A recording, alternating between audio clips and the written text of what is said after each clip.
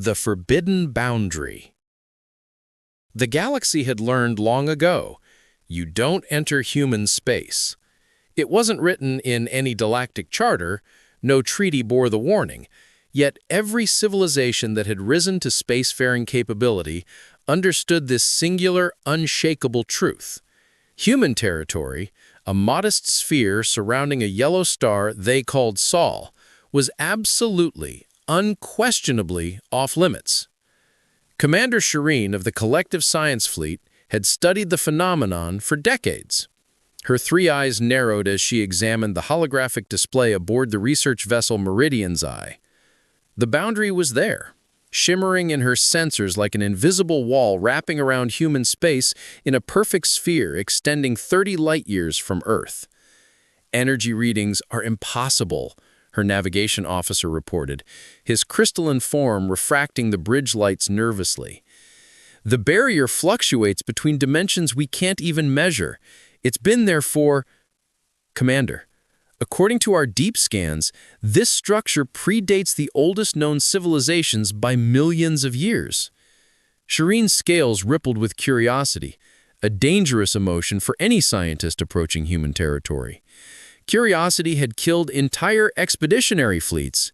The Krell Dominion had sent their finest ships to investigate 73 years ago. Only automated distress beacons returned, repeating the same message. Do not follow. Turn back. Humans are not what you think. The Zephyr Collective tried next, sending diplomatic envoys. Those ships crossed the boundary and simply stopped responding. No wreckage, no debris, just silence. But Shireen wasn't like the others. She didn't want to conquer or colonize. She wanted to understand. Magnify Sector 7, she commanded. The hologram zoomed in, revealing something that made her breath catch. A human vessel, sleek, primitive by galactic standards, but moving with purpose, was approaching the boundary from the inside, and it was slowing down. They're signaling us, the communications officer stammered. In our language, perfect translation. A voice crackled through the speakers, warm and oddly calm. Collective Vessel Meridian's Eye. This is Dr. Marcus Webb of the Earth Xenoarchaeological Survey. We've been monitoring your position for the past 3 cycles. You seem unusually persistent. Most species turn back by now. Shireen's heart hammered in her chest. A human, speaking directly to them. This had never happened before. She activated the transmission array. Commander Webb, I am Commander Shireen. We mean no harm. We're scientists, seeking only to understand the nature of your territorial boundary. The energy signatures are unlike anything in known space. A pause. Then laughter. Actual laughter came through the channel. Of course they are. You're looking at technology that shouldn't exist yet, at least not for another few million years. I don't understand, Shireen admitted. No one does. That's rather the point. Commander, I'm going to ask you something unusual. Would you be willing to meet face to face? There's a neutral zone we've established just outside the boundary. I can explain some things there. Not everything. I'm not authorized for everything, but enough to satisfy scientific curiosity without getting us both killed. The word killed hung in the air like a threat. Shireen's tactical officer immediately protested. Commander, this is clearly a trap. Humans are known for... For what? Shireen interrupted. We actually don't know anything about them. That's the problem. Every species that's tried to find out by force has vanished. Perhaps it's time we tried a different approach. 6 hours later, Shireen stood in her environmental suit aboard a small shuttle approaching coordinates Webb had provided. A human station materialized from what appeared to be empty space. Another trick of their impossible technology. Cloaking? Dimensional shifting? She couldn't tell. The airlock cycled, and she stepped through into a chamber that was surprisingly quite ordinary. White walls, simple furniture, and a human male standing there with a welcoming smile. Dr. Marcus Webb was tall by her species standards, with dark skin and eyes that seemed to hold both kindness and ancient knowledge. He extended his hand, a human greeting gesture she'd researched.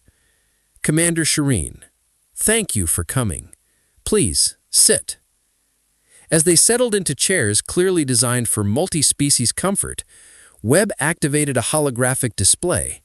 It showed the galaxy as Shireen had never seen it before, with layers upon layers of dimensional structures overlaying normal space. What you've been studying isn't a defensive barrier we built. It's something far older, something that built us. Shireen leaned forward. "I don't follow." Webb's expression grew serious. "Commander, what I'm about to tell you will sound like madness, but it's been verified by every piece of archaeological evidence we've uncovered over the past 2 centuries. Humans aren't native to Earth. We weren't even evolved naturally." He pulled up images, ancient structures buried deep in Earth's crust, covered in symbols that predated human civilization by epochs. "We're weapons, Commander, engineered by a civilization so advanced they exist partially outside our dimensional reality, created for a single purpose, to guard this region of space against threats from dimensions you can't imagine. The barrier you detected? That's not keeping you out, it's keeping them in, and we're the wardens." Shireen's 3 eyes widened in disbelief. That's impossible." Webb smiled sadly. "I know. But here's the thing about humans, Commander. We're really good at impossible." End of part 1. The unfinished design. Commander Shireen spent 3 sleepless cycles reviewing the data Dr. Webb had provided. Her crew thought she'd lost her mind. Perhaps she had. The evidence was irrefutable.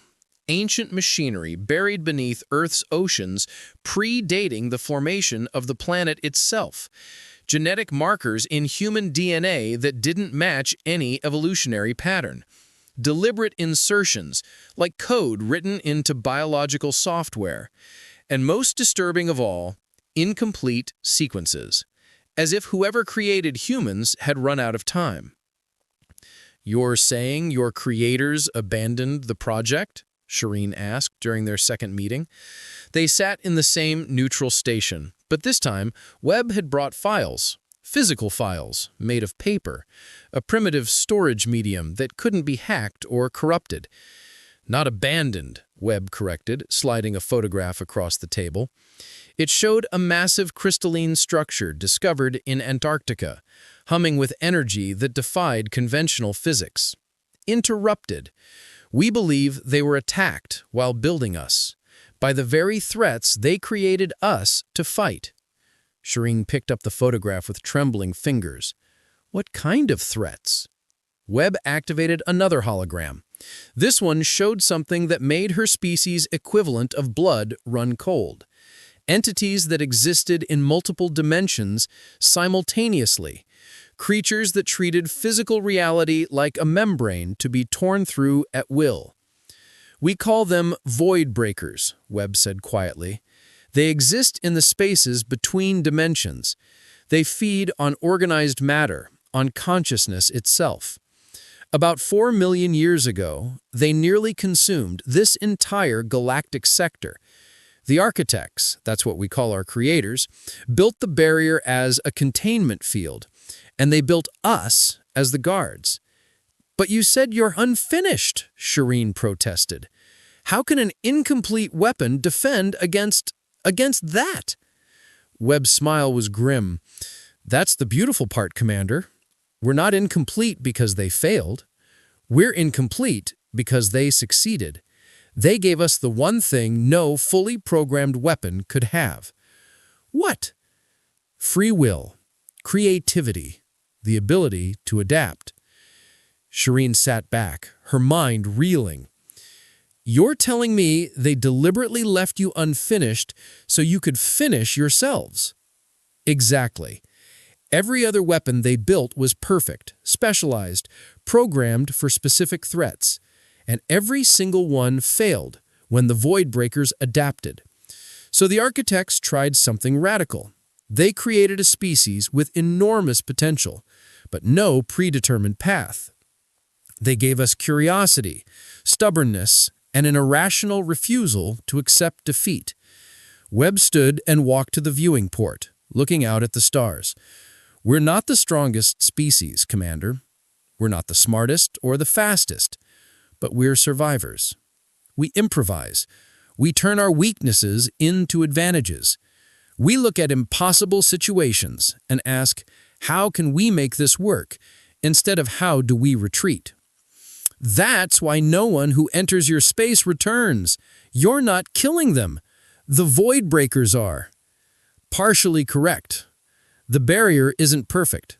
There are weak points, tears in the dimensional fabric. Sometimes the Void Breakers push through. When alien ships enter our territory, they often stumble into active breach zones. We try to warn them off, but he shrugged. Most species assume we're threatening them, not protecting them. Shireen stood, pacing the small room. The Krell fleet, the Zephyr envoys, they crossed into breach zones? The Krell encountered a Class 7 incursion near Jupiter. We destroyed the Void Breakers, but not before they'd torn through the Krell formation. The Zephyr ships, we actually saved those. They're in protective custody on Mars, alive and well. But we couldn't send them back. They'd seen too much. You're keeping them prisoner? We're keeping them alive, Webb corrected sharply. If word spread about what's really out here, every curious species in the galaxy would come investigating. The barrier can't handle that kind of stress. Every ship that crosses weakens it. Every scan, every probe, every harmless exploration creates microfractures. Shireen felt her scales go cold. My ship? My scans? We've been creating fractures, yes. Nothing catastrophic yet, but Commander, you need to understand something.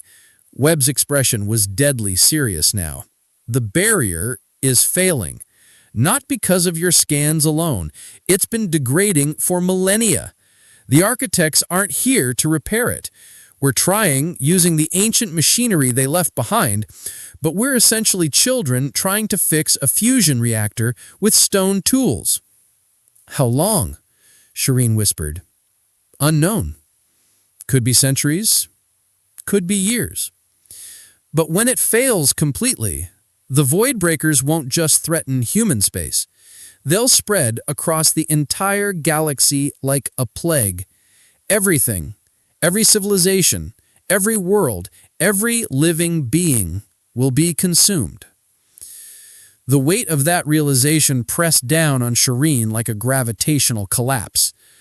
Then why are you telling me this? Why not just destroy my ship and preserve your secret?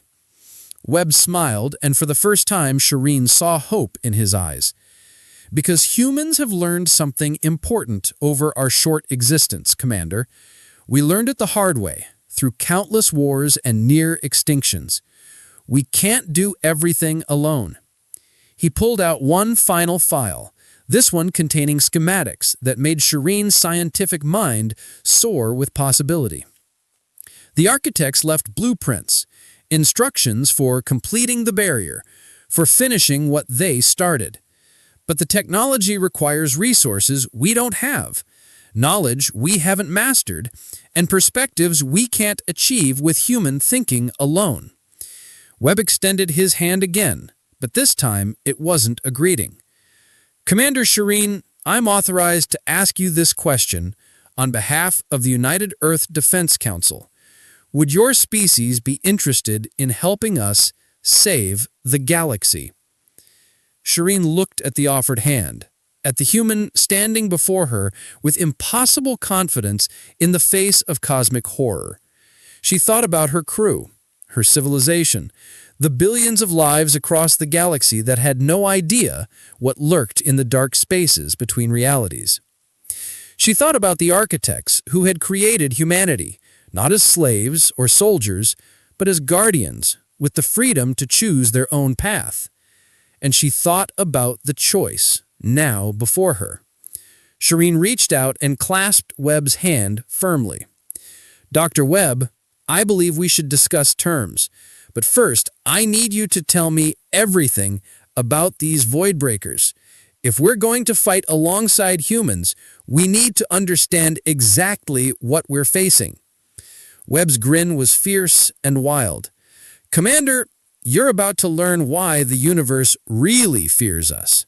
It's not because we're dangerous. It's because when faced with impossible odds, you refuse to lose." Shireen finished. "Now, you're thinking like a human." End of part 2.